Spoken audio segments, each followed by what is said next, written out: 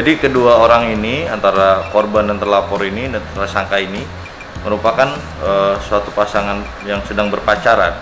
Namun pihak terlapor ini menuduh korban salah satu perempuan yang pernah melakukan hubungan intim dengan orang lain atau BO, prostitusi online. Kemudian korban ini tidak terima dan mau dinikahi, sehingga percekcokan terjadi dan akhirnya dilakukan penganiayaan oleh tersangka ini.